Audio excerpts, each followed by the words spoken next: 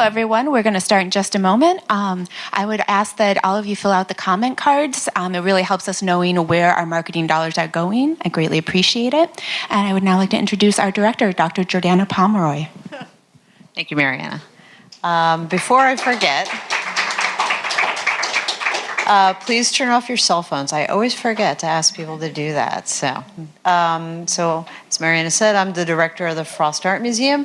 So glad you are here for the Stephen and Dorothea Green Critics Lecture Series. And I want to thank, in absentia, Stephen and Dorothea Green, who endowed this series many years ago, and it has been a very prominent series, a wonderful thing for Miami. I hope you agree. We've brought some amazing movers and shakers in the art world to the Frost Art Museum because of this series. I also want to thank all of you members out there, because your membership allows us to keep our admission free year-round, and we are one of 2 free art museums in the city. So your member dollars go directly to helping us do that, and become a member today. Oh, look, Tanya came in on cue.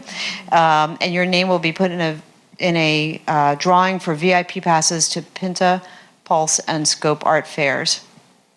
And as Miami Art Week approaches quickly, I want to invite you all back here on December 8th for our signature event, Breakfast in the Park, featuring sculptor and photographer Peter Coyne, who will be our guest presenter.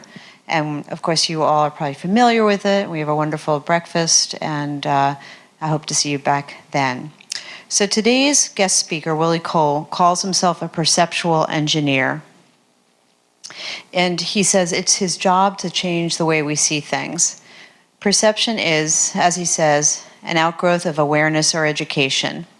Cole's acute perception of global history transforms his assemblages of everyday objects, such as irons and ironing boards, into powerful works. These works connect ideas and create narratives about power, hierarchies, danger, and sometimes suffering. As one critic noted, finding beauty in the commonplace, some may say banal, is one of artist Willie Cole's strengths. His ability to rejigger the consumer world around us into something more fantastic creates the illusion that his art springs from the mystical intersection of folk culture, utility, design, contemporary art, and mythology. The humble iron, for example, connects Cole to his personal history of fixing steam irons for his great-grandmother and grandmother, both who were housekeepers. An iron is not just an appliance, but an instrument wielded by an underclass, always women, and in America, mostly African American. And I can't help but think of Degas, who also has a series of paintings of ironing women who always are sweating, and it is definitely a tool of the underclass. So Cole engineers our perception, no matter where we come from, no matter our personal histories, to realize that things can become other things if you stop thinking you know what everything is. And that I took directly from Willie. So I think that's the definition of good art making, as well as the curatorial imperative. Cole's work can be found in many, many fine collections, including MoMA, the Walker Arts Center, the Bronx Museum of the Arts, the National Gallery of Art, Washington, D.C., and many others. And moreover, you can find him, as it turns out, all over YouTube, and he is a joy to learn from. So we are very fortunate to have him here in person. Will you please join me in welcoming Willie Cole?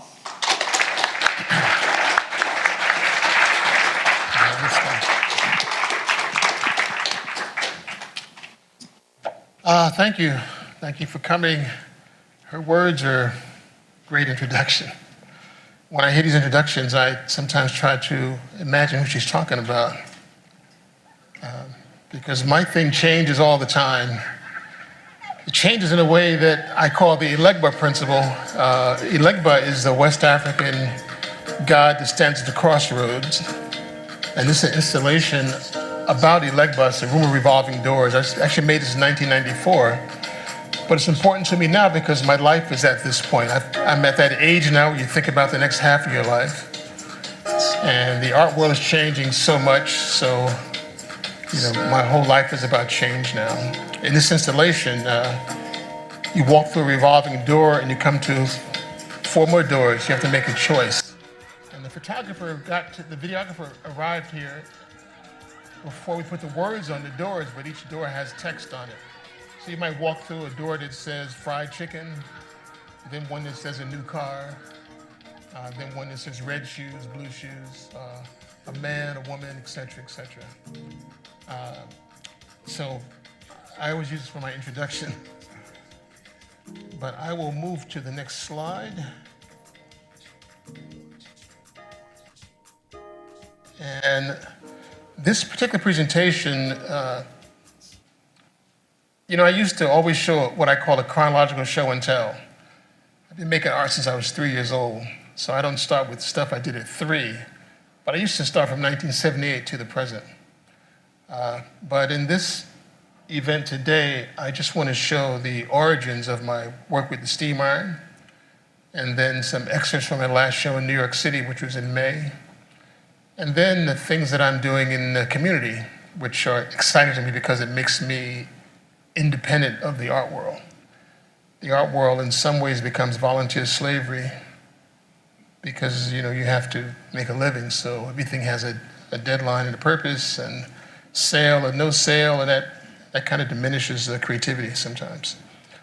So this is my great-grandmother in the middle, and despite what you read in the paper or hear on YouTube, my grandmother was not a domestic. My great-grandmother, she worked for a doctor's family in Bound Brook, New Jersey, my whole life. In this photo, the woman on your left just turned 95 years old last month. And that's my grandmother on the far side there. And a great surprise, is my sister. That's her there, and she's here also. But that's my great-grandmother there also. But, I was listening to speeches by Malcolm X in high school, and he had one called the House Negro and the Field Negro. Of course, the House Negro is the one who works in the house. That evolved to housekeepers eventually. And that inspired me to do art with the steam iron. First, it was about finding an iron on the street, and then you filter through your personal experiences and try to make a connection.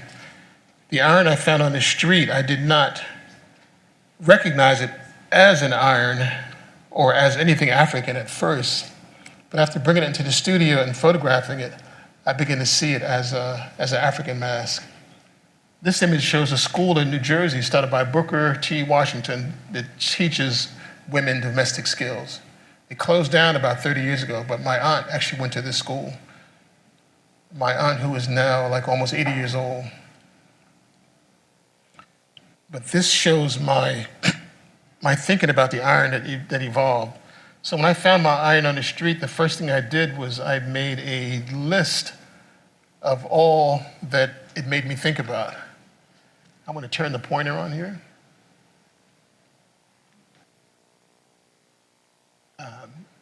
But for the purpose of artist talks, I eventually made this into a graphic.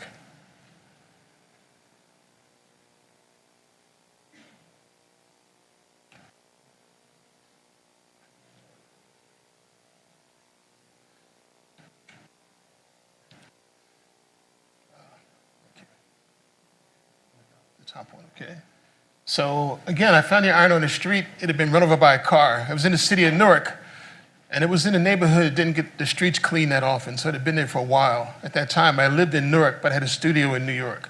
So every day I would walk down the street to catch the train to the city and see this iron. And it seems like the iron was calling me.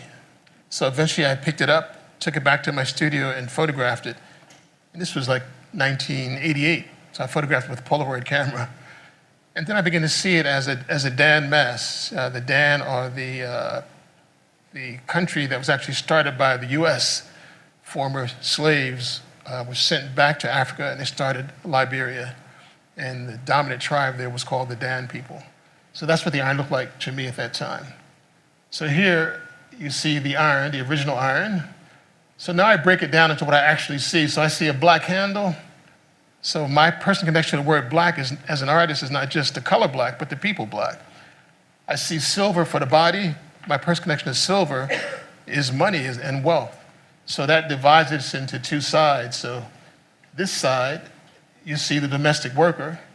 And this side, you see the 1950s housewife. For her, the iron was a tool of luxury. So if suddenly I can iron, my clothes are perfect and straight. For her, it was labor. She was preceded by the Africans who were captive and sold in the slave trade. She's the result of beautiful home, house living, and money. The African who became a slave, of course, came from Africa. So this becomes like a mathematical equation because the iron is shaped like a boat, but if I start with her, that boat becomes a slave ship. If I start with her, it becomes a beautiful boat. Of course, the slave trade, Africa, the slave ships all led to money, which made this country what it is today. But that's all the history and maybe social. This is more natural because the word iron has layered meanings. As an element, it has 26 or 28 protons and 30 neutrons. It looks like this. But the iron, the steam iron, oops, sorry about that. What happened there? The steam iron itself requires heat and water. So far, I can make art about the iron based on what all these things speak about. The top level is about the spiritual traditions. So among the Yoruba people of West Africa, the god of iron is Ogun. His element is iron. But the iron also involves water and fire. So the god of water in the Yoruba tradition is Yemeya, kind of like a mermaid. And the god of fire is also the god of thunder, who is Shango. So with this awareness, I was able to make things with the iron that spoke about all those things and somehow tied into my experience as African American. Now, I'm not going to show you 1,000 works of mine made with the steam iron. You can find those on the internet. I'm just going to show you a few here. And of course, you can't speak about an iron without using the ironing board. So somehow the ironing board came into it. And yet, because the ironing board is the shape of the slave ship. So this shows the continents, the US and Africa. This ironing board is an actual ironing board embedded in wax. And the scorches all around kind of each scorch represents a person. Like, as I said, the iron is a mass. It has a point at the bottom, like a chin. So I see these as the people lost in the middle passage. The double iron together becomes another kind of ship. So these represent slave ships. To me, art is like that. But you can see the connection here. This is actual graphic of the Brooks slave ship, one of the most popular slave ship graphics in the world. It's actually in the British Museum. So in 1993, I was moving out of my studio, and I'd been there for about 15 years, and I found a book that my mom purchased when I was a kid called the Ebony Magazine Guide to Negro History. And I saw that image of the Brooks slave ship. And right away, it made me see and create this piece here. So here, these to me represents the tribes. So in my mind, I think of it as the cult of the domestic. So if it's the cult of the domestic, and these are the tribes are going to be the Black & Deckers, the Silex, the Sunbeams, all the steam iron brands. So these are all the various steam iron brands and steam patterns which become the scarification of the tribal members. And the ironing board itself, as I said earlier, becomes the ship. But that's over a period of years. After a while, the iron just became kind of an abstract thing to talk about black culture in general. This was called procession. In my mind, in my eye, These are 4 people standing. These scorch on wood. So I've done scorch on paper, scorch on canvas, and scorch on wood. I like wood the best because the wood forces me to be like Jackson Pollock and just go for it. Because the iron is so hot, I do it outside with a forge. The iron gets red hot, and from one heating, I could probably get this whole section done. So that's, again, I show this because people think of me often as the Iron Man. I jokingly call myself Willie the Scorch. If I was a mafioso, that would be my name, Willie the Scorch. So, but the ironing board kind of took over after a few years. Remember the scorching started in 1988. And that first ironing board piece was done in 1994. So here I had a show called Virgins and Beauties at a gallery in Minnesota. And I made this series of irons here. There are like 25 of these.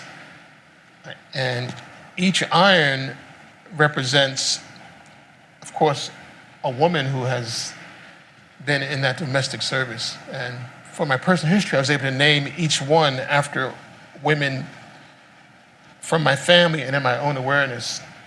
So we actually got real ironing boards, and we took them outside and surfed them down the hill to scratch them up, hammered them flat, and then ran them through the press without paper, with a lot of blankets, not to damage the wheel. And they end up paper thin, so then we ink them and run them through the press. And this is currently showing at the Radcliffe Center at Harvard University.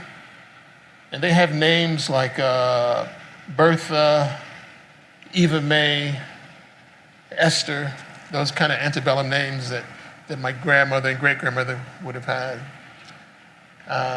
This is not the best image, but they kind of feel like it could be a real memorial or a headstone kind of feeling to it. But because of scorching, my New York dealer in 1989 thought that I should start doing prints.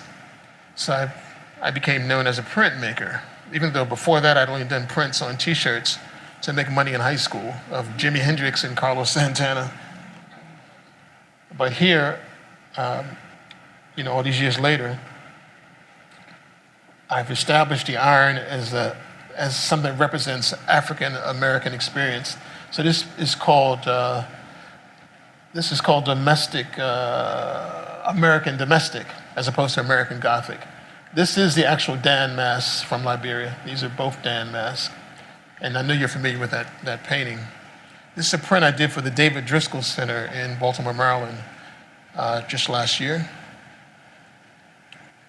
This also is a print about iron, and it contains all the things I mentioned earlier. This is the 26 proton-studied neutrons from the periodic table iron. These are the women from the school by Booker T. Washington that taught women how to be great housekeepers. They're wearing the Dan mask. This is the Veve from Haiti. It must be this thing here. Represents the god Ogun.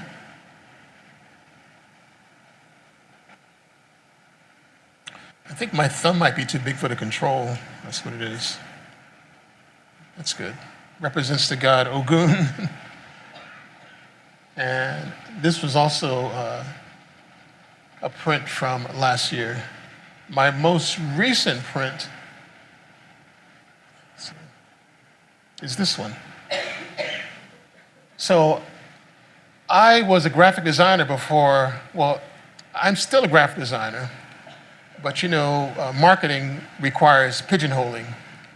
But I'm trying to bring all my skills to the present, especially at this point in my life, because I'm at that point where I don't want to die with a bucket list.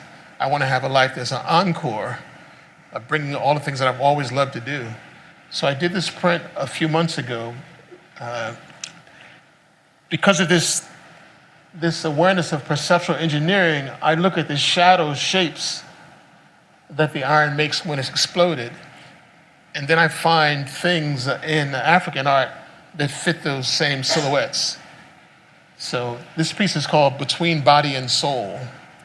I'm also like big on words and double entendres. So the bottom of the iron is called the soul plate. And of course, the soul that's inside of each of you is called the soul. So that's why it's between body and soul. This is the body, and this is the soul. Down here, this is actually that Brooks slave ship again, printed under there. So that's my iron history there. And it's still evolving. You know, there was a point where Picasso did all of his things, all of his techniques, all of his periods at the same time. So I think I'm at that age now. There's a lot that went on in my life between irons and shoes, but again, I'm just showing you elements from my last show in New York, which was in May. So this is a 6-foot-tall bronze piece, and is based on a piece of African art. I have my own collection of a kneeling woman from the Sinufu tribe. And what else I can say about it? But I've done a few of these. I actually make them out of real shoes, and with the help of technology, I'm able to scan it into a computer and then print it out in styrofoam in a larger size, and then make a new mold from that, and now I have a larger sculpture. So that's how that came about. But that show was mostly about the mask. And these are actually kind of not quite selfies, but people take their phone and photograph themselves behind the mask. All the masks come out of the shoes, and they all have amazing facial expressions. With these masks, I don't draw them out. I just play for 4 hours every night. You know, I work all day because I think that the studio is primarily in your head. But in the evening, I go up to my shoe space, because my studio is several different rooms. I go up to my shoe space and I'll decide, am I going to play with my patent leathers tonight? Or with my two-tones, et cetera, et cetera. Because I also like to limit the choices. I used to be a painter, and in painting, I was very inspired by the pointillist, but I was also inspired by the artists who limited their palette to just the primary colors. So I try to keep, I'm not going to mix a shoe with a bicycle, because that's just not my thing. It's too easy. So I'm always surprised at my results. And all these masks were, I said, from the last show. Some of them I know by name. This one's called Street Dragon, as is this one. This one is in a show now in Chicago. This is called Velvetina. And I know this guy, both of these people are board members for the Museum of Modern Art. Came to my opening. Now, this mask is called Black Panther. This is all velvet shoes. This is actually me at the opening. I received flowers at the opening. And this is one of my favorite masks that were in that group. To me, this one is really amazing. I like certain things that happen by surprise, like to be able to discover that a little strap became an eye, you know. I mean, when I first started making these masks, the first thing I made was teeth. So I'm at the table playing with all these high heel shoes, and I recognized that the stiletto can make a set of dentures with that. And it took me months to discover that. But now, all these years later, I can make a mask at night, you know. And I'm just amazed at how that evolves. And it all started when my son, I had a show at Eastern State Penitentiary in Philadelphia. And I remembered how in poor communities, you'll see a bundle of sneakers hanging from an electric line, meaning that's where you can buy drugs. So I wanted to do something with shoes. I wanted to make a full body with sneakers. But I didn't have enough pair. My son was maybe 7 years old. He gave me like 5 pair of sneakers of his. So I went to the thrift store. When I got there, I discovered the female high heel shoe. And then I recalled that the high heel shoe had a precedent in contemporary art because Salvador Dali used a high heel shoe. He's made hats out of high heel shoes. And then I thought about Jasper Johns and the expression of anxious objects, meaning that the object is loaded it carries so much. Like, to me, a gun is an anxious object, a guitar is an anxious object. These things represent, our thoughts, our America. And the high-heeled shoe is extremely loaded.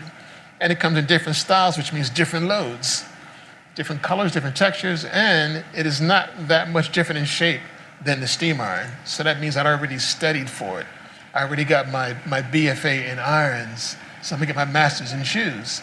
So I moved to shoes. So this is my friend here, John Ahern, behind the mask here.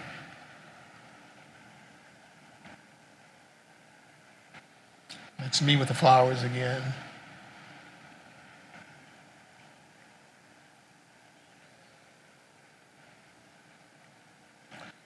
And of course, because of my interest in African art, masks just seem to be a big interest as well.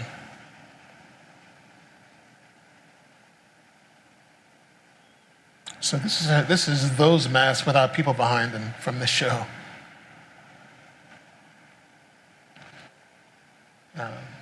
This one is the one called Black Panther.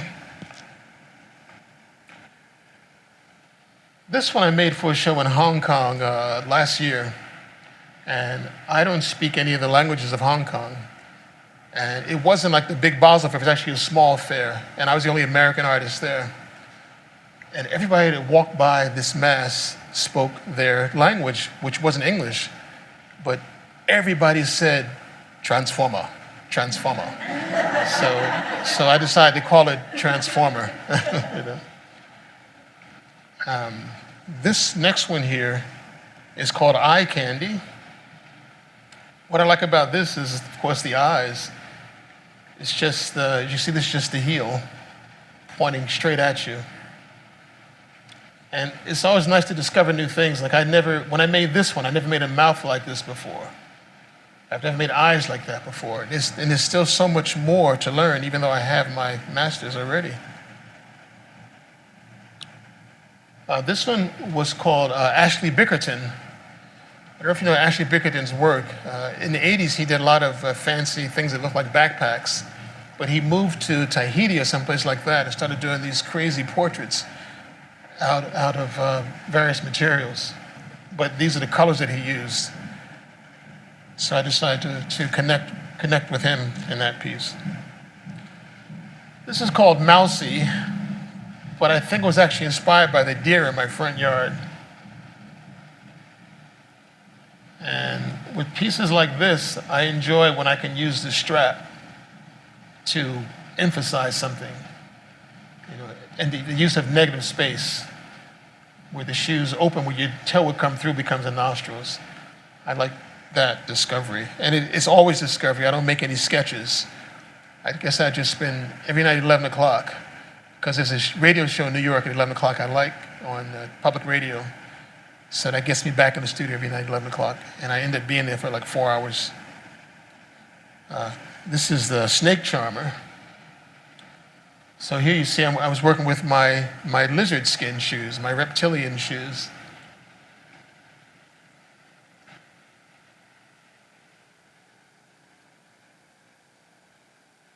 People have experience with these pieces where, because I also make full body things, where they walk into a room and they just see shoes, and then on the way out, they stop in their track and say, "Oh," and they turn around and then they realize they're in a room full of people or masks made out of shoes.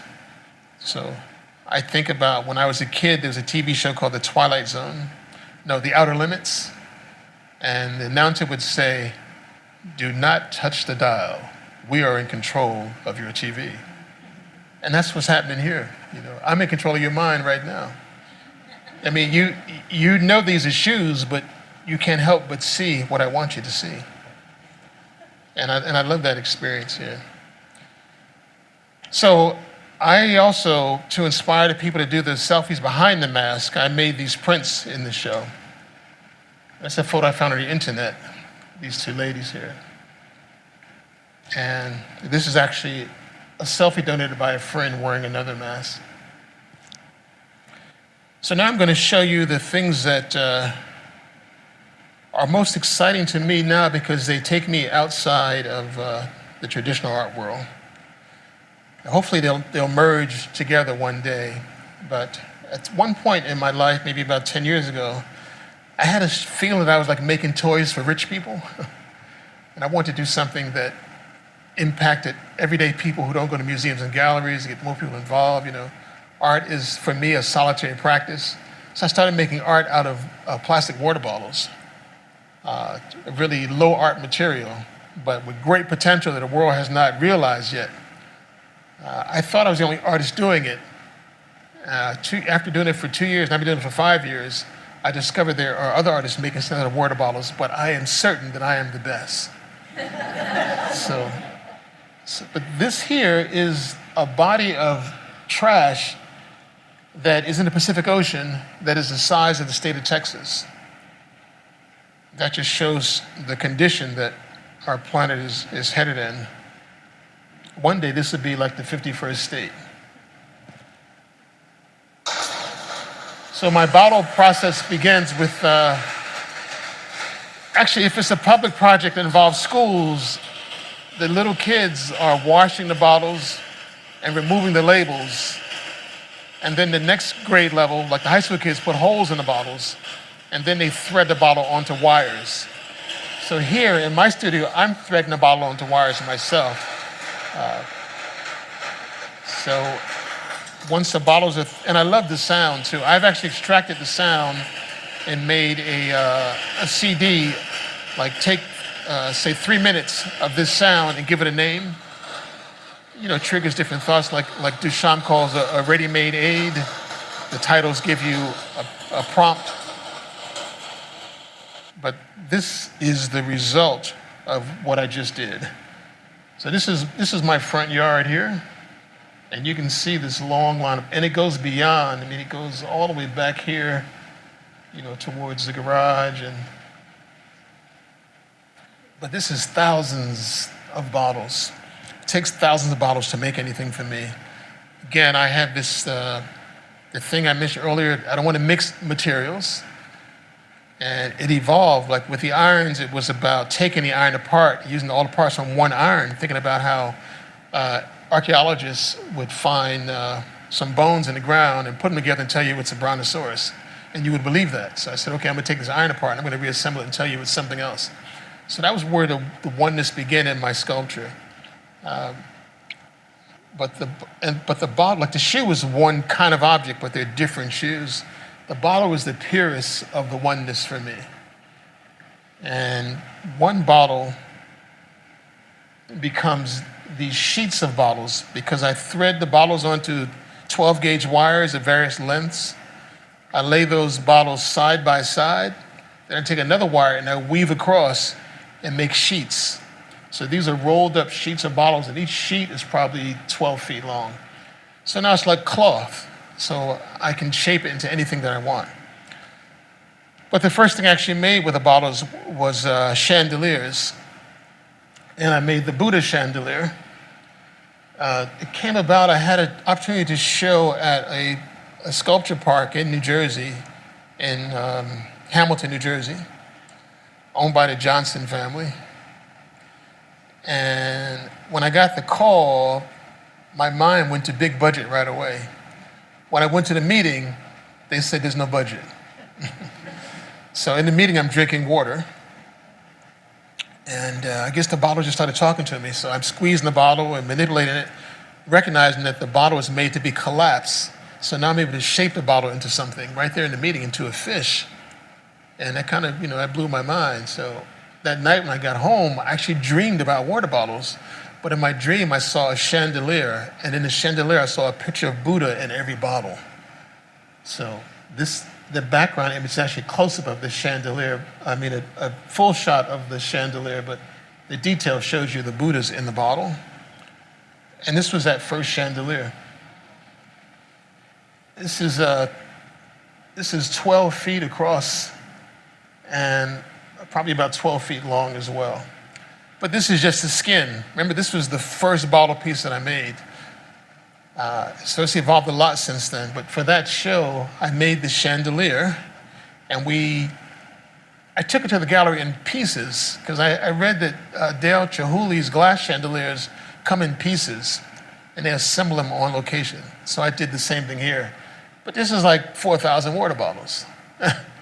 So there were like 5 of us, spending like 3 days, starting with the longest one and getting out to the shortest ones, keep it into that conical shape. But in that same show, I made a car because I wanted to make something that was more pop that people could relate to, and this business has so many artists, and art is so undefined that I want to look for the wow factor. So I said, everybody knows what cars are, but then I look for the conceptual and contextual connection, and I recognize that connection between plastic and oils that led me to cars. So then I have this story, and I say to myself that my car is called, it's not a Chevy, it's not a Toyota, it's an H2O. So this is the 2015 H2O. So then I had a commercial, and I said, if Jesus Christ drove a car, what would he drive? He would drive the all-new H2O.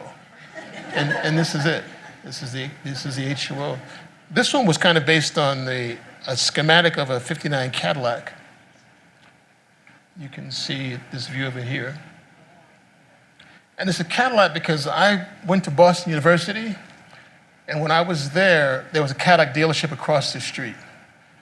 They invited me to show there for alumni weekend, and the place that was a car dealership when I was a student there was now their gallery. So I said, well, I'm going to make a Cadillac to put in that building. And this was the Cadillac for that building. Unlike the first chandelier, though, this is not just a skin. This is not just a pillowcase, even though it is 3 pillows. But each pillow is stuffed to keep the shape up like that. So this is filled with bottles. That's filled with bottles.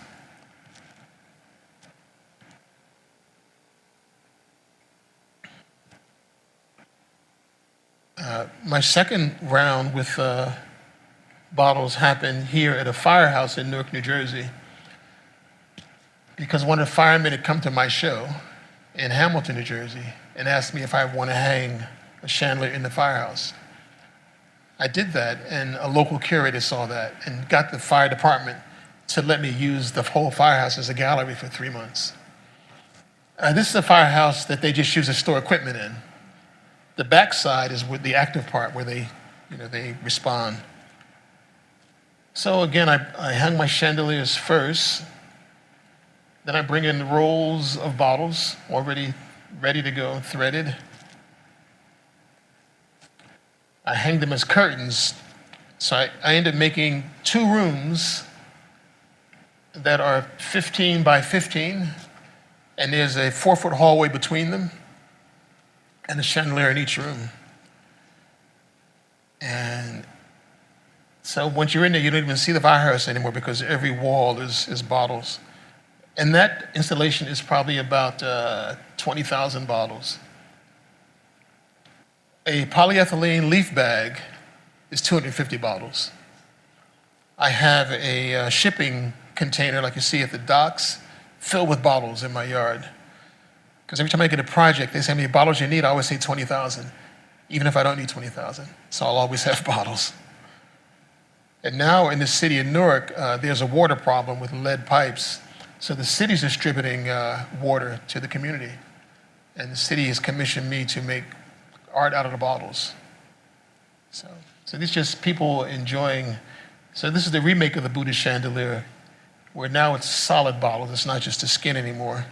And it's a lot smaller than the original one. There's excited bottle viewers here. The next bottle project was, this is an office cubicle filled with water bottles, like a swimming pool. So the show was up for a month, so you only saw this at a month, but we had a closing reception, and in closing reception, we allowed people to swim in it. So they had a good time like that. So now my dealer is aware of the pieces because another dealer in New York saw the show at the firehouse and commissioned me to make 2 chandeliers for a show in Colombia. So here I am with a total Spanish-speaking crew, and we're inserting pictures of the Holy Mother, the Virgin Mary, into the bottles.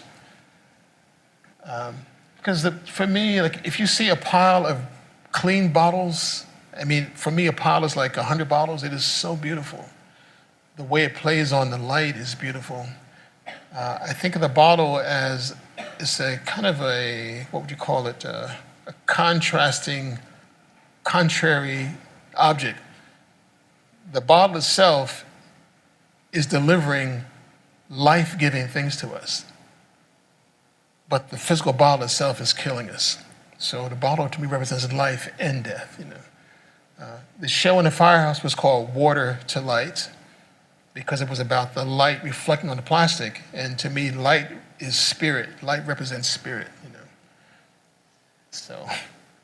so in Colombia, everybody, I guess they were maybe Catholics, but they're definitely Christians, and it was always either the Virgin Mary or Niños Divino, the baby boy Christ. So each chandelier, one had the Christ and one had the mother.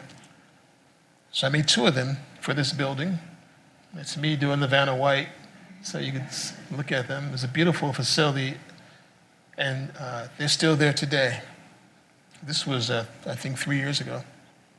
I have another chandelier that's traveling around now in a traveling show. I don't know where this show is now. It's been traveling all year, but they sent me this photo a couple weeks ago.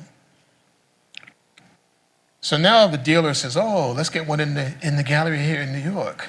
So this is the one that was in New York, kind of like a big strawberry. It's red cellophane. It's not cranberry juice in each bottle, but it's actually just red cellophane. And all the bottles are the 16-ounce water bottles. They seem to be the most popular ones. And every company has pretty much the same bottle except for Coca-Cola, and the Dasani water bottle has a blue or green ring around the top. So I separate them, unless I want to add color for accent, which I do occasionally. So this led to this project, which was called 10,000 Reasons. This was the first project that involved little kids. The other stuff I did with myself and two assistants. But the Summit, New Jersey school system got the kids to recycle. And that's why it's become a valuable thing. Not just New Jersey, but I've done projects in New York and working on projects in Detroit. Got a project in Germany next year because the water issues. It's funny, the problem in the world now is water. Like we've had wars around oil. We're gonna have wars around water one day.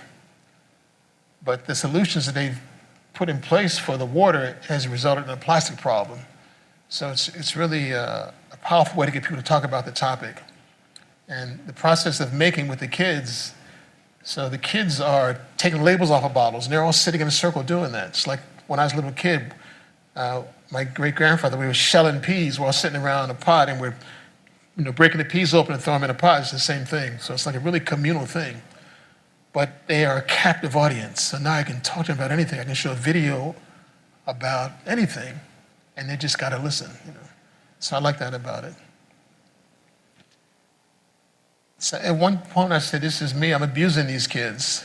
It's like cheap labor in China. I got these kids working, doing piecework, as they used to call it. But they're learning a lot. So this is the guys working on the tornado. I forget the exact height, but you can see it's pretty tall. And in this slide, you can really see the cars below and the people. So this was the first project that involved school kids doing the first stages of the labor. That's just me enjoying dancing around it. The next project was for a sculpture park in Maplewood, New Jersey. And Wildflower Sculpture Park, so I decided to make wildflowers. This is the first one I made here, but the ones that I really like were these here. The white lines around it, those are all zip ties. Got to keep it plastic, you know what I mean? Got to keep it plastic. And the diameter of that hoop is 4 feet. So these things are like 12 feet tall in the middle of the woods there. My goal is to fill the whole meadow with these. It's a pretty big area. And here they are in the winter. So again, you could see this and think it's a small flower, but They're huge. And right now there are 4 of them in the park. So for another show, I decided that I would, and I guess in a way I was inspired by Chihuly because I was seeing Chihuly everywhere. First, one year I'm seeing Chihuly chandeliers everywhere, then I'm seeing Chihuly umbrellas everywhere.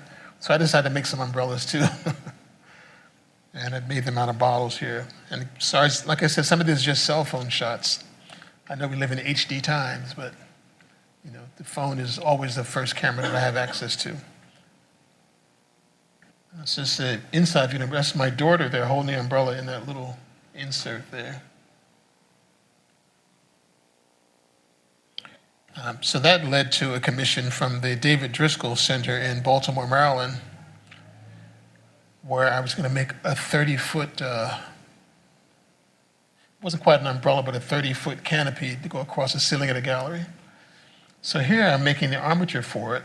I actually made the bottle part at home in my yard. This is me standing on it in the yard. And this is it in the gallery. Each bottle has a photograph in it of a man in the don't shoot position, which is this, because this was at the time of some big shooting that happened in Maryland a few years ago. And the ceiling of the gallery, they have all this stuff up here which really disturbed me. So I actually took it down many times and redid it. That's why it's time-lapse, because it's over a period of days, we're taking it down and putting it up, taking it down and putting it up. But in the end, it ended up like this. As I said, it's 30 feet in diameter, and there's a photo in each bottle there. So ironically, I'm doing this in Maryland after a shooting, and I get invited to Virginia Tech to do a piece there. So this is my prototype for that piece. This is in my front yard at night. And this is, I think that's just my truck light shining on it there. But it's School of Art and Architecture, so we decided to do the Van Gogh's haystack paintings. And the students and I, again, they had their own bottles. Virginia Tech has their own brand of water bottles called Hokies. So it just took one football weekend to collect all the bottles we needed. Each of these is about 7 feet tall, stuffed with bottles inside. The only problem with Virginia Tech is football, Division I school, which means a beer drinking Division I school. This was supposed to be it for the whole semester. It lasted 2 weeks because drunken football fans challenged each other to knock them over. Get drunk, hey, let's knock that pile of bottles over. And they did it. So, but I was able to get a couple of shots from it. This year I was invited to be the Earth Day artist in New York on Fifth Avenue. The Fifth Avenue Garment District Alliance closed down Fifth Avenue, I think from like 42nd Street down to 30th Street. And they had vendors and they had one artist, and I was that artist for Earth Day. So I made this car for them. The difference here is the previous cars that I showed you were supported by pedestals underneath. This one actually tried to make a chassis. You can see it there a little bit out of PVC pipes, and it's really resting on the tires, which are bicycle rims with the rubber's removed, and bottles are inserted inside the spokes. And it's art, but somehow this guy's trying to give me a ticket still. And the sponsors had to come and tell him that, I had their permission to be there. And my friends wanted to put flowers all over the car. They felt that my name should be on it and flowers, so they made a license plate and all that stuff. But this was this year. I guess Earth Day was the month of April, so this was just this past April. Now, also in New Jersey, there's something called Clean Communities Council. And Clean Communities Council teaches kids about recycling. And they have something they call Kids Day at the Jersey Shore. And they are sponsored by Coca-Cola. So they asked me to make something out of water bottles for Kids Day. And the catalyst for them, or I should say maybe the intention for them, was just to teach kids about recycling. So again, the school system, through the Board of Ed, collected bottles, and the kids took the labels off the bottles and washed the bottles. And then I went to a local homeless facility, and I hired 5 kids from that facility to put holes in the bottles and helped me to thread the bottles onto wires. And then we made this 15-foot bird here. The little kids named him Pasquale. I'm not sure why. Maybe because his sister was named Dasani, because our sponsor wanted a bird with their label still on the bottles. So this is just a 6-foot bird named Dasani in the same room with Pasquale. This year, I think maybe starting in January, I worked at another school, and the kids collected thousands of bottles, tens of thousands of bottles. They washed them. They put the holes in them. And this school, this is a really ritzy private school. So they have one campus in one town they call it the lower school for little kids. Then they got another campus, another part of town, that's the high school. So this is the lower school. The little kids, they just did this. And I showed them how to make puppets out of the bottles. I'll show you the puppet later on. But after they made their puppets and did all this hard labor, we took the bottles up to the upper school and threaded onto wires, and we began to make a larger piece. So here they are stuffing the legs with bottles, dropping them down, catching them at the bottom. They did a nice documentary about this project. You can find it on YouTube. This is what they made.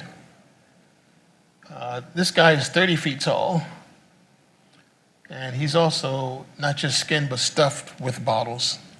So he was there for about a year, I would say. So this project started the fall of last year. He was there for a year. And then the following year, we had to bag him up. So I put him in the truck. I knew I couldn't drive him like that, so we had to crush up his legs a bit. Got him in there. But then we took him to the upper school. We took him to the upper school, and he sat outside. He sat outside there for several months. And he sat through the winter. And by then, I actually had purchased a new truck, so I wanted to take him down, and so he got him bundled up again into the new truck. But I took all the stuffing out of him to make him easy to transport, and I took him to New York City, and he sat on Fifth Avenue for Earth Day, but flat with no stuffing, because it's easy to transport. That's why he looks a little skinny and flat there. But in that time, he also acquired a brother, and his brother is now at the Weinstein Sculpture Park upstate New York. I'm actually picking him up on the 4th. He's coming back. I'll just sit him in my house or sit him in the woods near my house. It would have been great to have one on Halloween, but I missed him. Then I received a commission from Hudson Yards in New York. Hudson Yards is the biggest real estate development project in the country in Manhattan. And there's a clothing store they call Athleta, which you ladies may know. They make women's workout gear out of recycled water bottles. So they wanted to make some of the water bottles outside of their store. So I made these 2 mandalas out of water bottles. But they also wanted the whole wall to be activated. And they discovered me because of these pieces first. I actually showed these pieces in Palm Beach, these actual sculptures, last winter. And the developer, well, in Palm Beach, it was a department store that is not going to become a hotel. But the developer, at least the developer in charge of the project for Related, is an art lover. So he turned that building into an art gallery for a year. And I showed 5 of these in there along with some other great artists. So they wanted me to show those as well. So I blew them up to print them as wallpaper on a background of clouds. And you see them here. So it's like, I think I called it totems, wheels, and wishes, because people can actually put things inside the bottles. So if you go, well, this is coming down the end of the month. It's been there for about 9 months now, but all the bottles now have messages in them from the people just walking by. And this is 8 feet in diameter.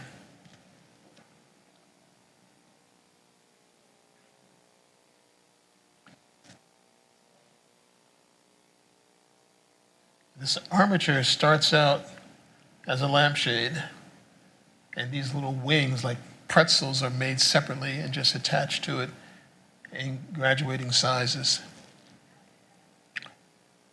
So this was in New York City, and fortunately for me, my dealer saw it and loved it.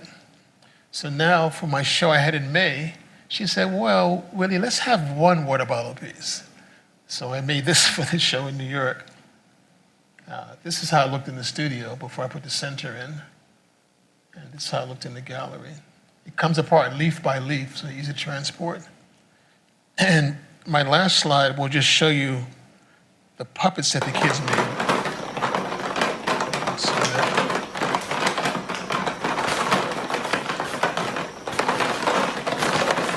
you can imagine every kid had 12 bottles and made a puppet. They were so excited. It was so good to see. So as a result of doing this with the Pingree School, with the elite private school, now the public school wants me to do a project in the school district. We're going to make a 30-foot giant in the city of New York. And I'm committed to doing 2 classroom projects with little kids. Because I do it for the kids, I do it for their education, but I have never been like a school teacher. There are teachers in the room with me. I bring my assistant with me to make it go fast. And everybody has a great time. So I hope you all enjoyed my spiel. Thank you very much. But the best part of doing talks for me are questions. So I have fed you, now you can feed me. At least 2 spoonfuls. Well, I'm going to ask the first question, actually. Great, 1 spoon down. So with when you first started working with water bottles, when you were learning to lace or thread them together, was it a just learn as you go, or were you looking at like textile techniques for keeping them together? My son had a book on the shelf called Native American Crafts. And I looked at that book. I looked at weaving techniques and all that. And that's what led to it. But for me, sculpture in general, because in school, my major was media arts. And in the 70s, that didn't mean computers. It meant advertising skills. So I moved to sculpture because I took a jewelry making class at the New York Museum and recognized that jewelry was just a little sculpture. So my shoe piece, as well as the bottles, are really made a lot like jewelry. It's just threaded onto wire, knotted in a certain way, pulled to a certain angle. And the craft book helped me with the weaving techniques. So it's just another thing that inspired it. I was in South Africa and I bought a beaded frog. And I realized that frog was just a wire sculpture with beads on the wire. And my bottle sculpture is a wire sculpture with just bottles on the wire. So that's how it came about. Yes?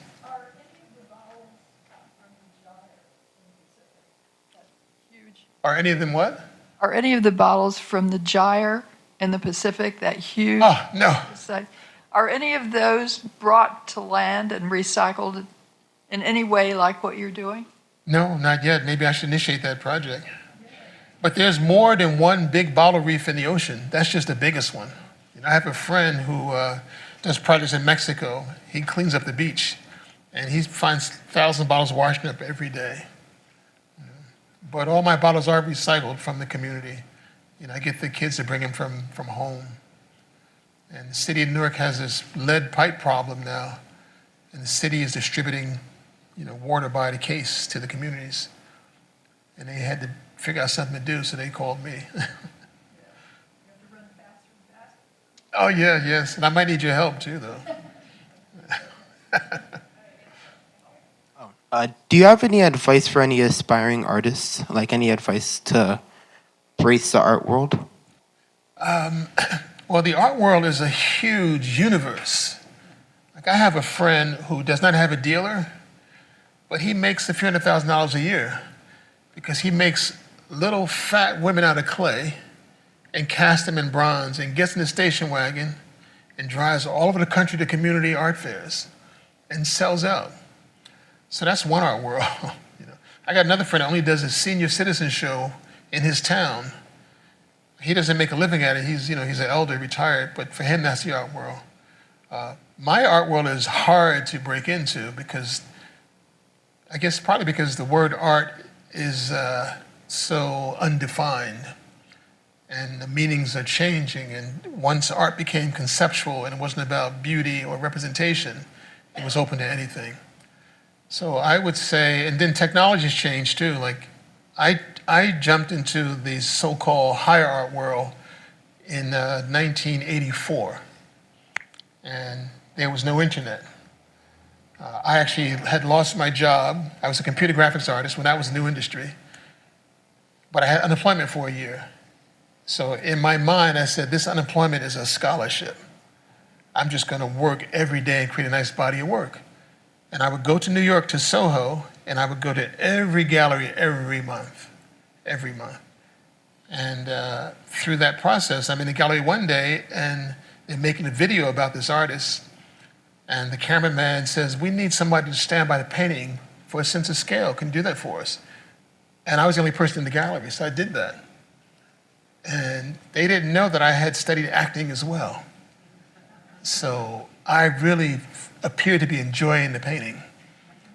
When it was over, the dealer came to me and said, that was wonderful, what do you do? And remember, there was no computers, no phones. I had a sheet of 35 millimeter slides in my pocket, and I just said, wham, that's what I do. And she loved it, she became my first dealer.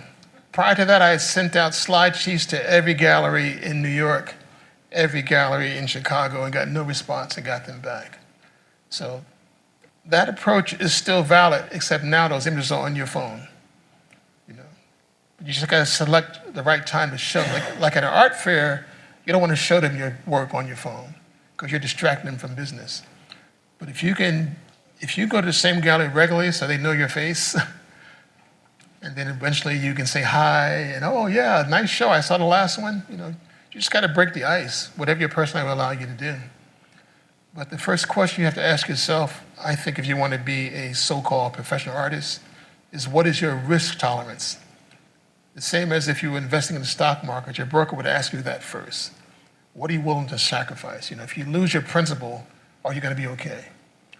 So in my case, I lost my job, and I could have gone out and got another job, but I had sacrificed that and said, nope, I'm going to stick to this. I'm just going to become an artist who makes a living from his art. And I think I lost my job in 1982. And I had a son to support. So we lived in a factory building. My rent was $250 a month, but I had all the freedom in the world. I went to New York on the weekends, did portraits on the street. And I would take my guitar and play acoustic guitar, sitting on the ground, on the fence on 4th and 6th Avenue. I would hang up color Xeroxes of my paintings, and I would do portraits. And 2 years later, I got a dealer. And even my current dealer in New York now, I showed in a fundraiser for a nonprofit organization that was hosted at her gallery. She saw my work there. So I would say getting your work in front of the right person by, as Malcolm X says, by any means necessary. And now with the internet, you could do that. Like a lot of these bottle commissions came through Instagram. But yeah, what is your risk? You really got to decide that. And for me, I'm not a safety net person, so you just got to leap with full faith and potential. And when you fall, you have to recognize the bouncing ball theory. Yeah, I'm falling, but when I hit that ground, I'm going to bounce back. I'm going to bounce higher and higher, and just stay with that. And that was my approach to life, really. So I would recommend that. Now, to be less esoteric, I would say if you know an artist who's successful, who needs an assistant, try to get that job. That way you can meet his whole network or her whole network. But the bottom line is good work too. Okay. Yes, ma'am. Oh, she's got I the have a mic. question about the Eastern Penitentiary space, Right. because I really like what they're doing with contemporary artists. What did you actually do for that? Right. Well, at that time, I was really wanting to make, I was trying to build a family. So I actually made a playground in the prison yard because I had little kids at home and I couldn't afford playground equipment for them. So the city of Philadelphia gave me playground equipment and I showed it in the prison yard. And after that, I brought it home. So that's what I did. But my first thought was to have a pig, because the police at that time were pigs, and just walk around the prison yard with the pig. But the curator didn't want me to do that. So I did the playground instead. And I was thinking about Goya's paintings of firing squads. So my playground equipment was not for play. Like I had to swing right against the wall. So you sit on it to, had the sliding board upside down. I had basketball hoops at the top of the prison wall, and this wall was super high. I mean, this is the prison known for Willie the Worm Sutton. He dug his way out with a spoon because the wall was so high. So that's what I did there. And that, yeah, it's beautiful. Oh, another idea I had that they didn't go for, and that happens. That's why, like the water bottles, I don't have to deal with that. I wanted to put in a phone system where you could pick up the phone and get that voice that said, press 1 for murder, press 2 for drug addiction. And they didn't go for that. So the playground was actually my third idea. Yes, ma'am. You're just amazing. Okay? Oh, thank you. Remind me a lot of Harlem. Okay. You're genius. The iron sector. That is so amazing how you broke that down in esotericism. Yes, Because I can yes, see that. yes. Now my question is, we had that domestic, learning pattern, but as time has evolved, Right. we see robots. I haven't really researched, but any robots using iron? Not that I know of, but I'm sure there are, because, that's the future, and the future is now. I mean, if a car can drive itself, I actually made a remote control iron myself, just took my son's remote control car and changed the body. So it didn't heat up, but it's definitely possible, and I'm sure it exists. But now everything is wash and wear and no ironing required, so more about steaming these days than ironing. Okay, we have one last question. Have you thought of combining this robot issue with the plastic toy? I thought about making, the marionette, but not making it mechanical. But now that you said that, yes, I've thought about it.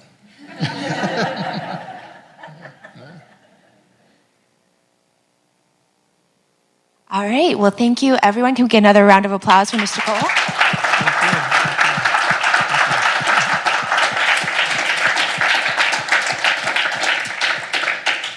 We'd now like to invite everyone to our reception outside, and Mr. Cole will be staying around for a little bit longer there as well. Thank you.